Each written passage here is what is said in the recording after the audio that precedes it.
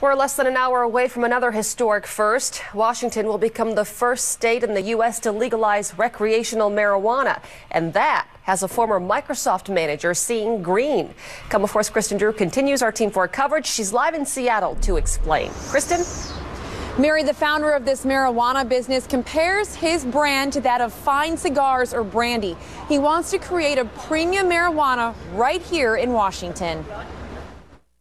I'm passionate about it in that it's an incredible herb. Jamin Shively doesn't consider himself a burnout. He began smoking marijuana just 2 years ago and says he uses it in moderation. For me, personally, it's a wonderful thing for stimulating creativity. Now he's using that creativity to start a premium marijuana business, a first of its kind private retail chain. The main reason for me is about transforming our society's relationship to this incredible herb called marijuana, transforming it from one of criminality, where we're arresting 800,000 people a year and destroying people's lives, to making it something that is actually tolerated and controlled. Just yesterday, Alan Valdez from the New York Stock Exchange came on as the company's chairman of the board. But there's a big potential problem. Shively does not have the support of the federal government. I have a lot of faith in this country and in the American people, and I think I can feel it. The time has come, and we're going to make this completely legal throughout the entire United States. We're in uncharted territory here. State government has a year to regulate farming, distribution, and selling of marijuana in stores. Until then, the only place to buy it for recreational purposes is from a drug dealer.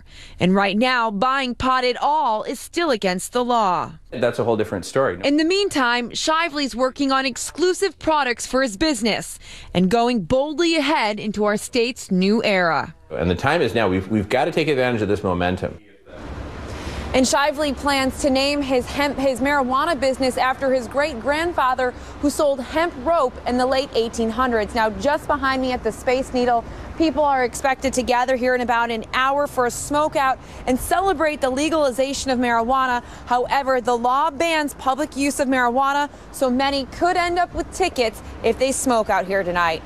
We're live in Seattle. Kristen Drew, KOMO 4 News. Thank you, Kristen. Again, public celebration is not legal under the new law. It's still forbidden to smoke marijuana in public on college campuses or on federal property, including national parks and forests and military bases.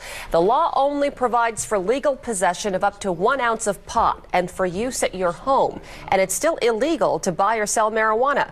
Police say an easy way to remember: think of open container laws for alcohol. If you can't drink a beer somewhere, you can't smoke a joint there either. Well, that having been said, the Seattle Police Department says it will take a hands-off approach when it comes to enforcing the law. In an internal email provided to reporters, SPD told all its officers, quote, "Until further notice, officers shall not take any enforcement action other than to issue a verbal warning for a violation of I-502. City law compels Seattle police to make marijuana offenses their lowest priority." The next step for our state is to figure out how it will go about the business of regulating the sale of marijuana. Today, the Liquor Control Board filed to begin the process of establishing rules for marijuana producer licenses. A tentative timeline calls for a number of hearings across the state for the public to weigh in between now and early February. After that, the board will hammer out a draft of the rules.